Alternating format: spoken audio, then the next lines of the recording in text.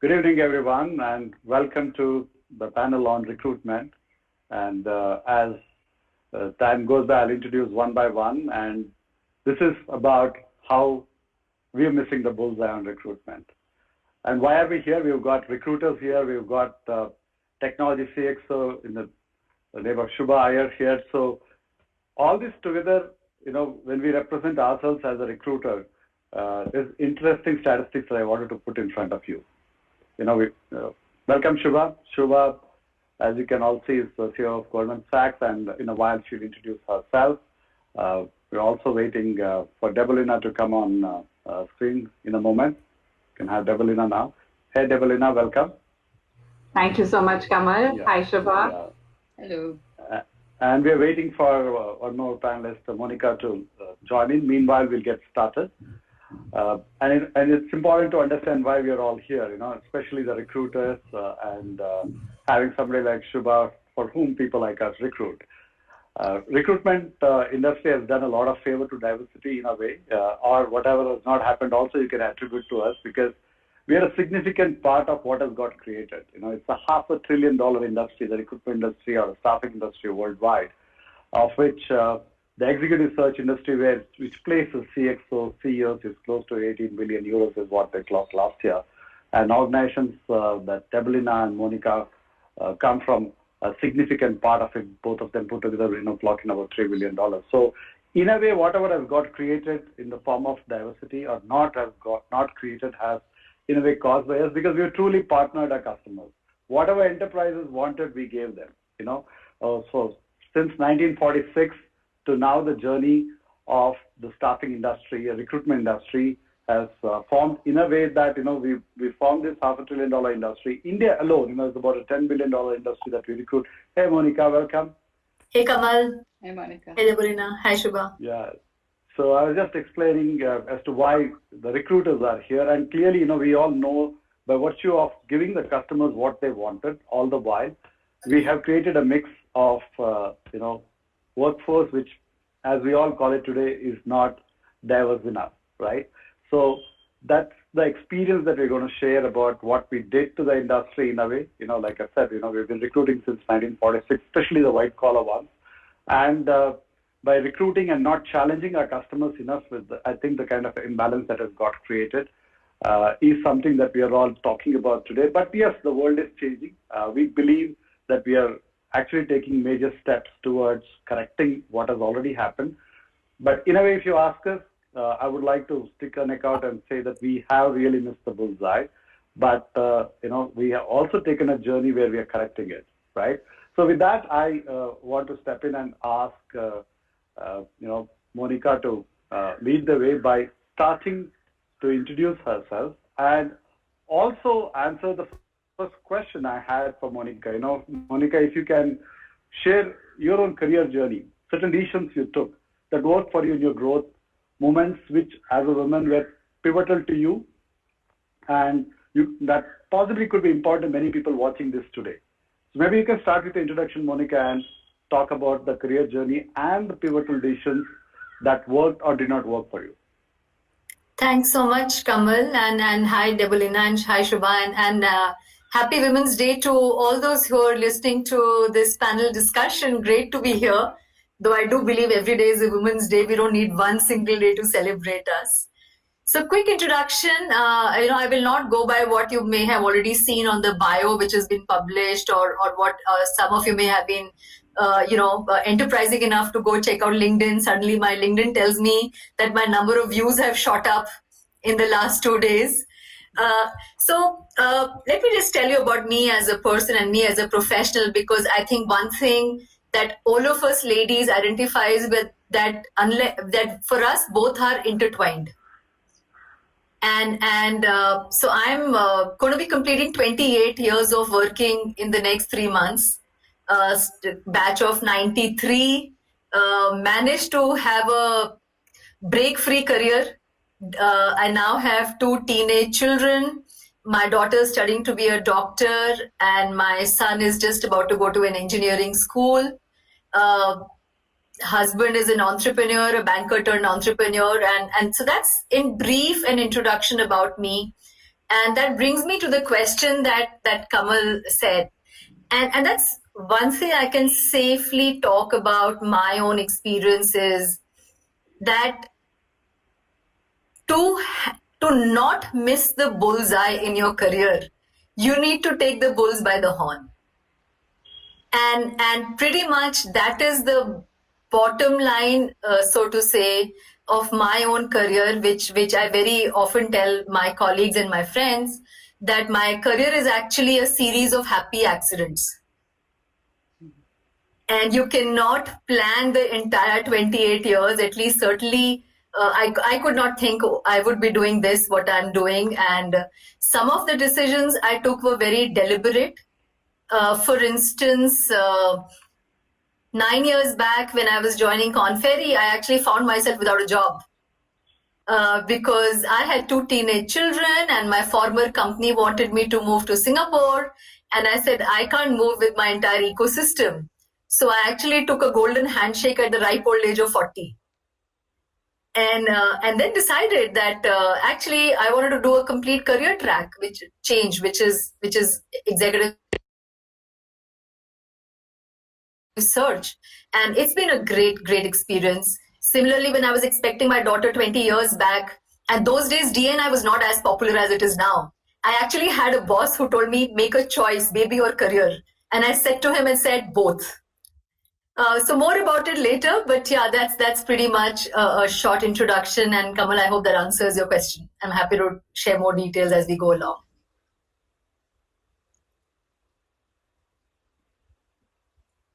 Kamal, I think you're on mute. Yeah. We can't hear you. Thank you for that, Monica.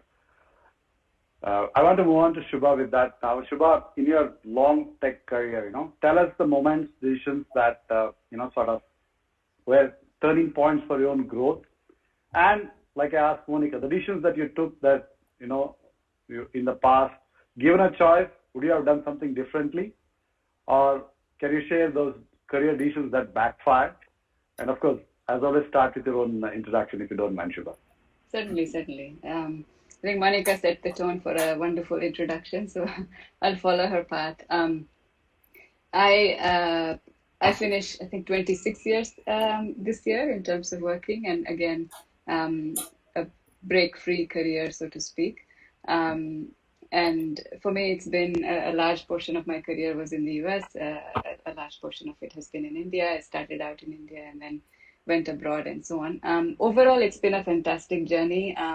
I worked at many companies, different types of companies over the first 10, 12 years of my career. After that, it's been steady Eddie with Goldman Sachs. So I'll tell you a bit about why that is and so on. That's my journey. Overall, at home as well, it's a fantastic, supportive environment for me. And I've always grown up with many women, that, including my mom, that went to work. So for us, it's been quite encouraging to have a career. I'd say in terms of a career path, I've been one of those people that gets the 2-year itch even now, in terms of being in a particular role and such. So whenever I feel stagnated, whenever I didn't see a growth path, or whenever there's some complacency that kicked in, I always looked for a change. So the first 10 years, like I said, it was like every 2 years I would switch jobs and so on and so forth. A lot of learning through that process. And after GS, I still switched jobs, but within GS. So that's what has been the trend over the last 25 years, I'd say. I think some of the pivotal moments were making a decision to do masters after 10 years of being in a tech field, and masters as in MBA, so that moving from tech to management. Another pivotal decision was moving back to India. That was also quite a fulfilling journey for me. In terms of what didn't work, I will say 3 things. One is, I think in the early career, I was a lot behind the scenes because of my nature, my personality and such. It was do a lot, but behind the scenes. Don't take the center stage. That was the approach. So not that I didn't have a choice, but if I were to do it differently, I probably would do that part a little differently now. In mid-career, I would say the decision in terms of not pursuing a tech path 100% and switching to management consulting was if I were to do it differently, just for the heck of it, in terms of experience, I probably would choose the tech path, right? And lastly, what hasn't worked so well in the recent past, I would say taking on too many things, like too many roles. And when you reach a certain stage, you just end up picking up a bunch of things. So to that extent, I think some streamlining there is still a lesson learned for me, and I'm still trying to implement it. So those are the sort of three distinct ones I can remember. Kamal.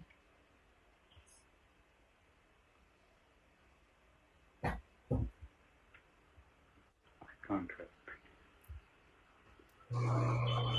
Are you able to hear me?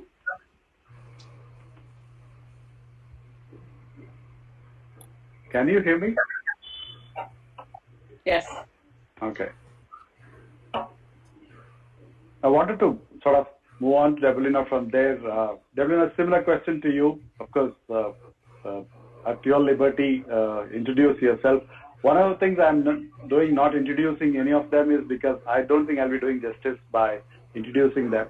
So that's the reason, asking them to say it in their own words. Key aspect that I wanted you to answer for yourself, Debolina, is as you made career moves, you're the one who made moves internationally, you were in UK in the tech field. Did you have to learn certain skills which enabled you to grow? And what are those subtle, visible changes you needed to make to your way to working up or to stand out? Sure, absolutely. Kamal, just making sure you can hear me. Monica, Shubha? Great. Yeah. So Debolina, Chakravarty, obviously Monica and Shubha are way forward in terms of, sort of number of years, their experiences. So, I'm definitely the junior one here. Just about coming up to 15 years of experience. I started off in India. I started off in the IT services tech field, with hardcore technology programming. Then moved on to Cigna Health Insurance in UK, worked there for about 7 years.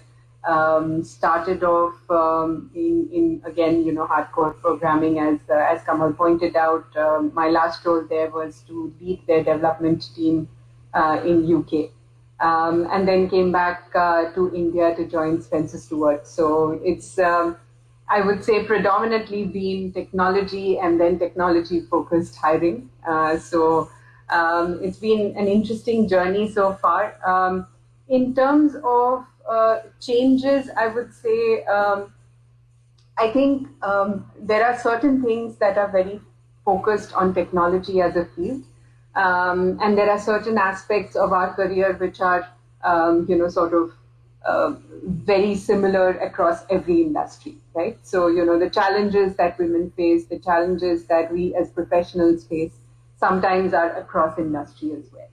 So I would say 2-3 things. Firstly, when I first went to UK, and at that point in time, the companies in UK were very particular that they would only hire UK citizens or people with substantial experience coming in from other countries. And I had literally 10 months of experience behind me.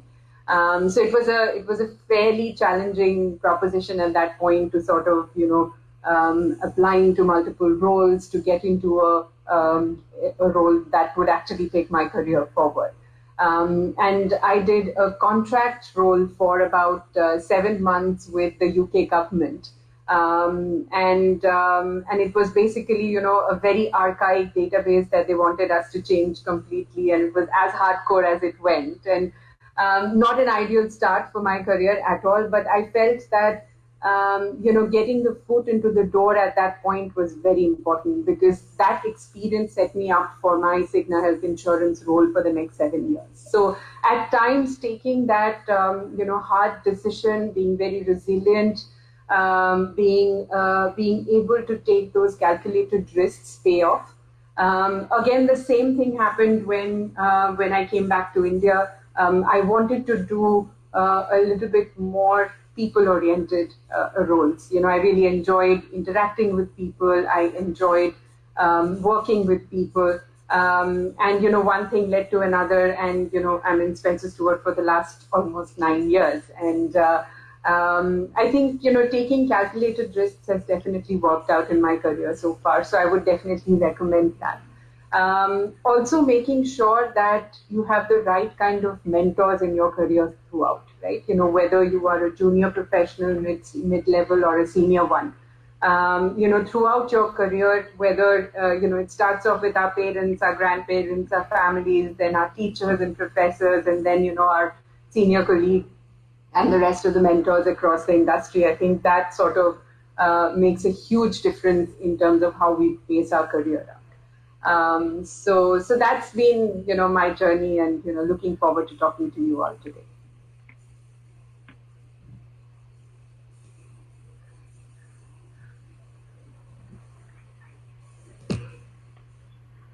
Kamal, can you hear us? Okay. Thank you for the Debolina. One of the things I'm reminded of, the famous Suits character, if you remember the main protagonist when she says that I was hired as the first diversity hire, and when I got to know about it, I really was shattered. That's what she uses, right, as her expression.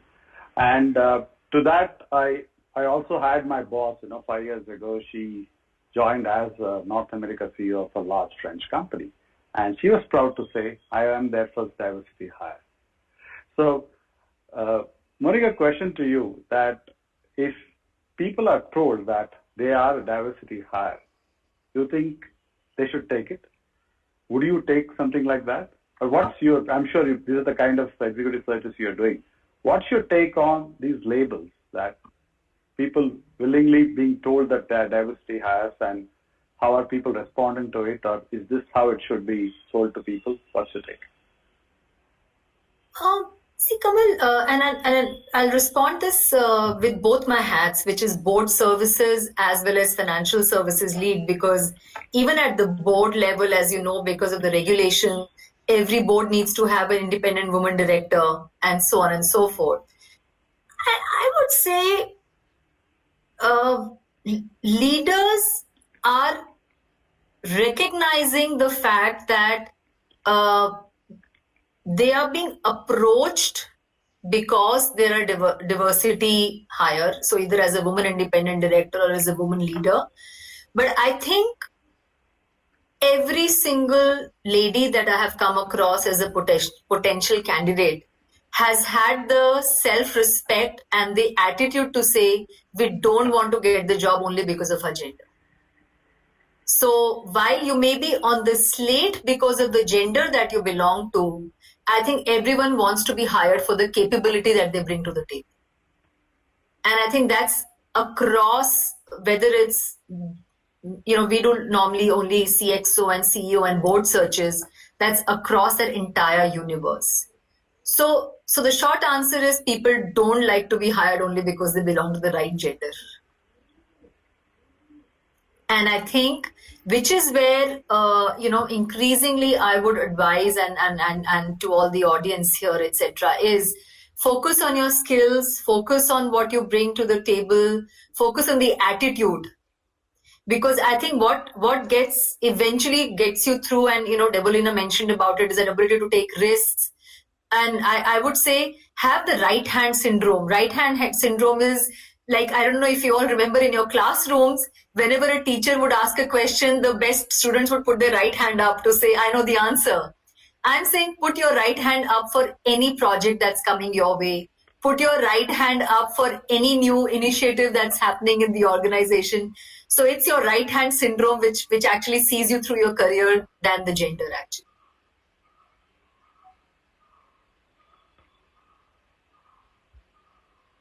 Thank you, Monica. So if I have to, ask the path that has been taken in the tech world, especially, Shubha, this is for you, to create a seamless career path for women professionals. Are there any unique initiatives you believe are there to create a better diverse workforce, and the pathways you can suggest which aren't working today, in your own experience? Yeah, certainly. I think Debolina touched on some of them, right? Some of the key ones that are working, at least in my view right now, from my vantage point. Every organization has recognized that entry level, they're able to attract sufficient diverse talent, right? It's more about sustaining that. And there are other aspects as well. But if we speak of that aspect, then there are what's working is really deliberate programs in terms of being able to create the right level of transparency in how people are trending, making sure that there is the support system with respect to mentors, sponsors, etc., like Debolina mentioned, um, and making sure that there is a certain level of integration that is more thoughtful, more mindful in terms of creating the right platforms, creating the right opportunities, and so on. I think those are working well in organizations. But there is still a long way to go in terms of what's not working.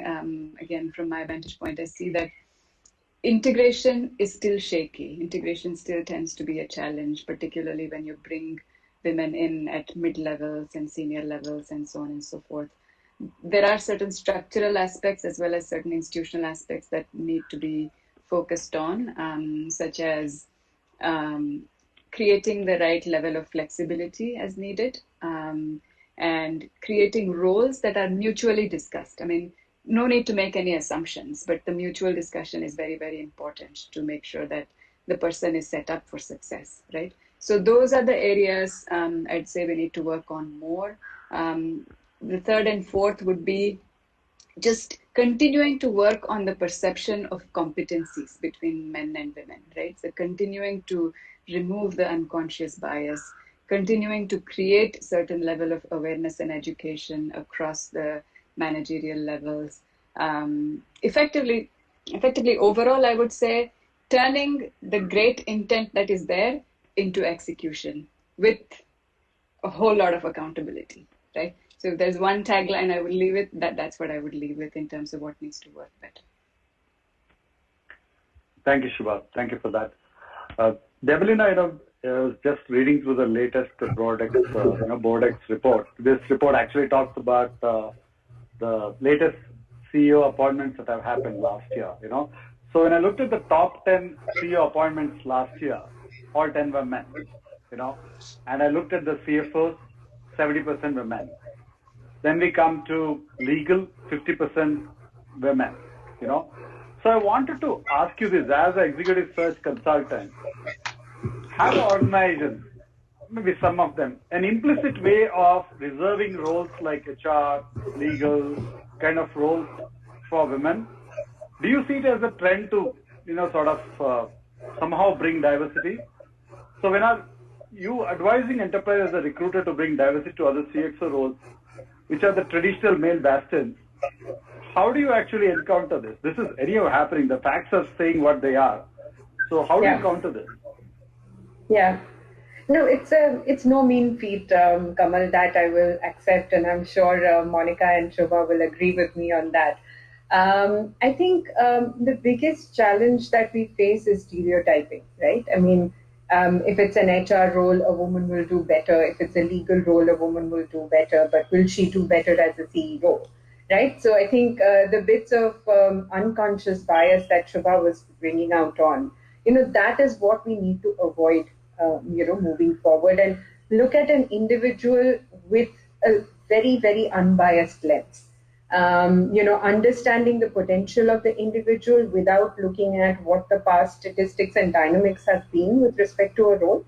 And I think understanding each individual's strengths, right? I mean, so Kamal, if you and I are given a same question, you and I will have different answers to it, right? And that is what diversity is at the end of the day, that you bring different perspectives to the table. If you come into the boardroom, like Monica was saying, right, why do people mandate that there has to be women over there? Because they want that diversity. It's not a tick box exercise. It's because people want that difference of opinion, that different point of view, that slightly different way of looking at things, right? And it, specifically with respect to tech, it is statistically proven that, companies that have better gender diverse ratios are more entrepreneurial, are more, their ability to take risk, calculated risks are a lot more. Right? So, these are the things that we need to make sure that we are talking about to our clients a lot more. And, although I must admit, Kamal, that over the course of the last 3-4 years, I have seen a lot of clients take initiative around this. So, I won't, name them, but there are at least 3 to 4 really large multinationals which were known to be, not as gender diverse as some of the others, have taken initiatives, to make sure that their boardrooms are more diverse. And I think the whole aspect of sort of understanding the potential of the individual becomes very critical, right? What are the strengths that you need to play to? And, if we look at HR talent in technology, for example, we did a survey last year on this. Only 31% women in HR actually are in decision-making roles. So the fact that women are more prevalent in HR roles is actually not fully accurate either. So there is a lot to be done even in stereotyped functions where we assume that women are more. And of course, in areas where there are significant talent there. So I think it's there is a significant amount of work that we need to do. From our end as executive search consultants. We will most definitely talk to our clients, emphasize on these aspects, and get them to, review every individual personality that we are putting across as, a talent rather than, as a diverse talent from that standpoint. Thank you, Debolina. Is there a question that Shubha or Monica also want to take a shot? This is my favorite question because I find from outside that these are the roles sort of, and the Board X latest search report also says that, right? 50% legal women, this is global, right? So is it some sort of implicit understanding? How do you fight this bias of having some of these roles almost reserved for women? Let's say HR. Is this something you encounter, Monica? Kamal, I think while data does point to this, but actually in experience, if I look at, for instance, senior technology leaders, Shubha is a prime example right here, right? There are the number of women MDs that have gone up in the technology sector has gone up tremendously. And to Debolina's point, while you might seem HR is more intuitively towards ladies or women, they're actually 70% are men. And so I don't think there is a one size fits all. I think it is a function also of the life cycle. And I think Shubha made a very, very important point that at the entry level, we perhaps have the same 50% ratio. And as one goes through the value chain, and especially there are those 2-3 very specific milestones. Sometimes it is marriage. Sometimes it is the birth of your first child. Then later on it becomes, kids in board classes. Somehow it's understood that it's the mother who will sort of ensure that the kids come out with flying colors. So I think that stereotyping I disagree with actually. On the contrary, I would say that as an organization, and frankly, the diversity, one thing I strongly believe in is diversity agenda does not rest with HR. The diversity agenda rests with the board and the MD and CEO and the entire leadership team. They have to create an enabling environment so as to ensure that there is no drop-off. Now, that drop-off needs to be across functions. It should be across finance, technology, operations, HR, marketing, sales. So I would say it's more broad-based than stereotyping. Thank you, Monica. Thank you. Shubha, question to you in terms of the current imbalance that we are having, should we make recruitment interventions at the top or build a better funnel from the entry level?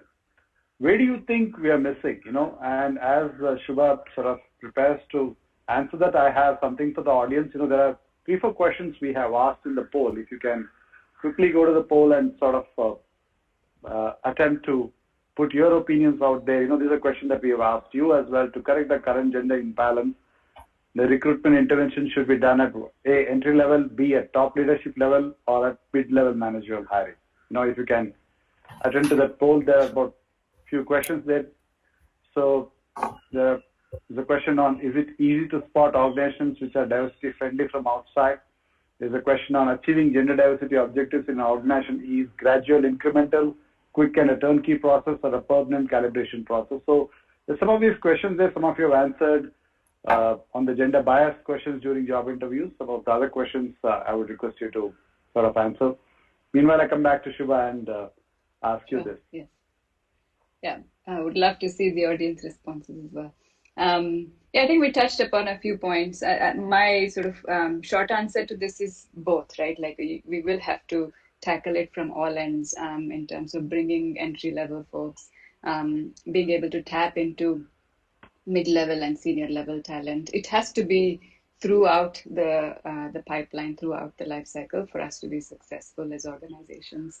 In terms of where we are missing, like we were discussing in the previous question, I think entry level is fairly okay. There is still work to do there, and folks are continuously making certain improvements there. But the to be in the mid and top level.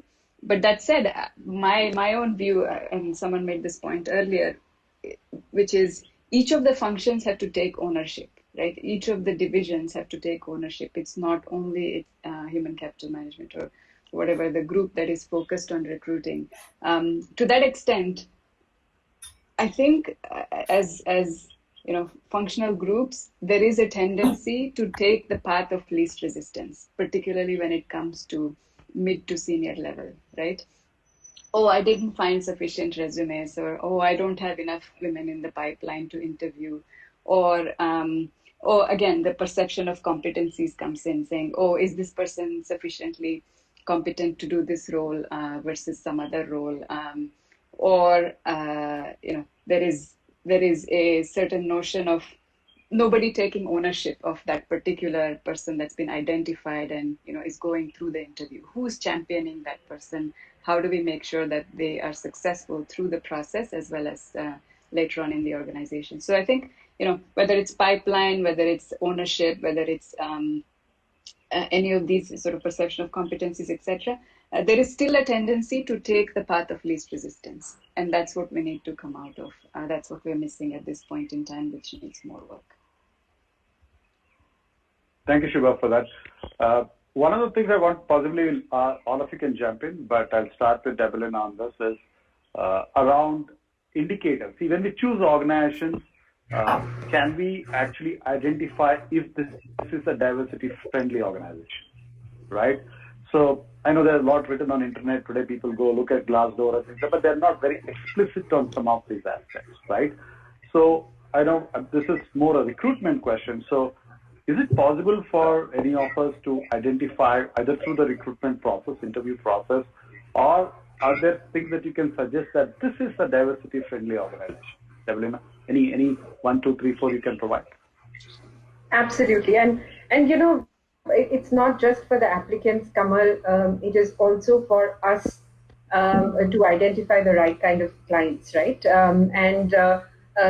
Quite often we work with certain clients who don't have any women in their leadership, right? So at that point in time, for them to be able to attract the right kind of gender diverse talent is very difficult. But at that point in time, what we need to understand is how driven are they in terms of understanding the motivation to make that change, right? So, if, say, for example, for whatever reasons, the client has come with a request saying that, look, we are at a stage where the entire leadership team is all male, and we don't like it that way. We want to, sort of hire a gender diverse leader. We want to hire a woman leader.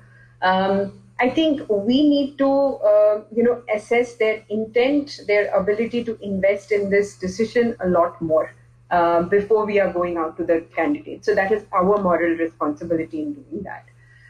From a candidate standpoint, I think one simple indicator is how many women are enabled to take decisions in that organization, right? So we were doing, you were talking about a legal hire, Kamal. We were doing a very senior legal search recently. Everything was going perfectly fine, and we found this absolutely stellar legal talent for the company. And her main question to me was, Debolina, you want me to join this firm. This fits in perfectly well with my career, but I don't see a single woman in that leadership team.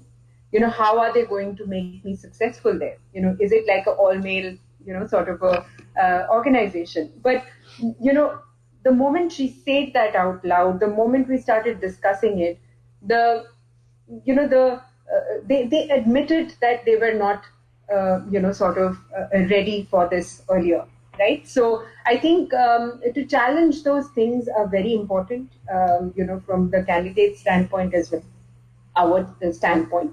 And I think, for a woman candidate, it is very important to assess, how many women leaders are there in the organization. If you're finding that the number of women in decision-making roles is high in a particular company, that is a very strong indicator to, how diverse the talent over there is. But I would definitely say that just because there isn't diverse talent in a particular client doesn't mean they are not willing to change. So I think we need to sort of work with them, make sure that we are pushing them in the right manner to make that change as well. And that's the only way that things will change moving forward. Debolina, in fact, the poll says 60% says it's difficult to spot from outside. You can see that. Yeah. So, Monica, any additional points which possibly Debolina, other than what Debolina alluded to? I think I'll go back to one of my earlier comments that it's very difficult to assess from the outside on whether an organization is diversity friendly or not. I'll give you my own example. In my first 3 roles or other at HSBC in North India, I was the only women manager when I joined them. Similarly, at MasterCard, I was the only women director. At Aviva, I was the only women leadership team member. But then you have to have the confidence and the attitude that I will make it work. And I think that's, to me, and that's what defines success for me, especially for women leaders and especially for ladies who are sort of listening to this. Have confidence in your abilities and just bring it on. You will find a way out of it. Just have the right attitude. Do not ever make excuses because for whatever, the gender, and just bring it on. That's all, and give it your best.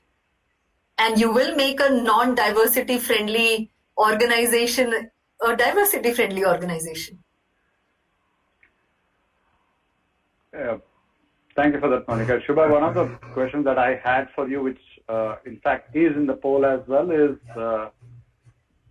achieving gender diversity in an organization, is it gradual or is it a quick and turnkey process? So the audience says 80% of them say it's a gradual and incremental process.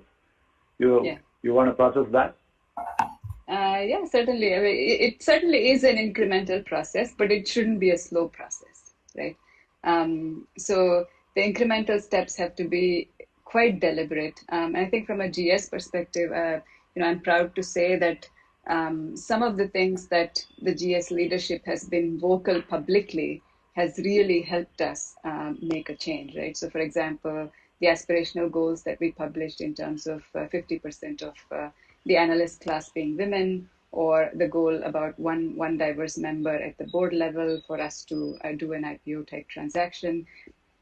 These are all highly public, vocal conversations, and that starts to instill a sense of pride in the organization, a sense of ownership, as well as an intent to change, an intent to make a difference, and see through it. So I think those are, while the change is incremental, some of these top-down aspects that come through remove the inertia from the organization in terms of doing some of these things, right? So it's very, very, very important to have that balance of incremental change, but highly deliberate, publicly sort of vocal changes. Thank you, Shubha, for that. One of the things which, I was just looking at as you're talking about these indicators from outside, recently I saw one of the announcements made by a board saying that if you don't have diversity, X amount of your bonus you won't get. Things like that, where they're trying to bring the pressure at the CEO level, board level, right?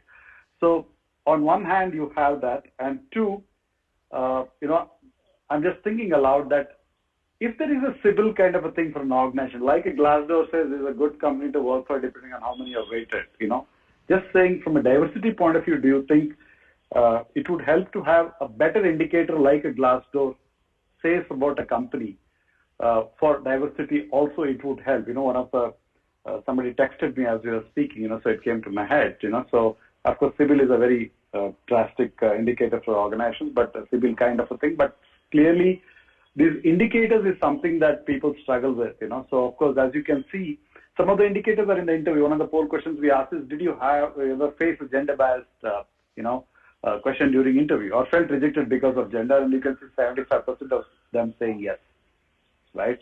So, I know that, we may not have answers because they're all unique situations, individual experiences. We cannot generalize them, but the data is in front of you where people are saying that, I did face, gender bias questions. So on that, I just wanted to, ask you again this, Monica, that if we look at the way we recruit today, with organizations, and we are able to tell the people who are joining in advance in some way, today it is everything is like, based on how you feel during the interview. Did you feel good? If you ask diversity questions, did they say, the right answers that you're looking for?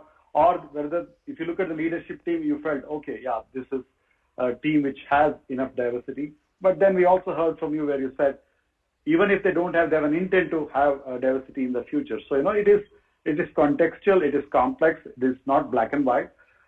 So, and I look at our own industry, Shubha, just to give you a context of the recruitment industry, 70% of the staff in this industry are actually women, okay? But as you go and look at the top 25 companies, 7, 8 of them are Fortune 500.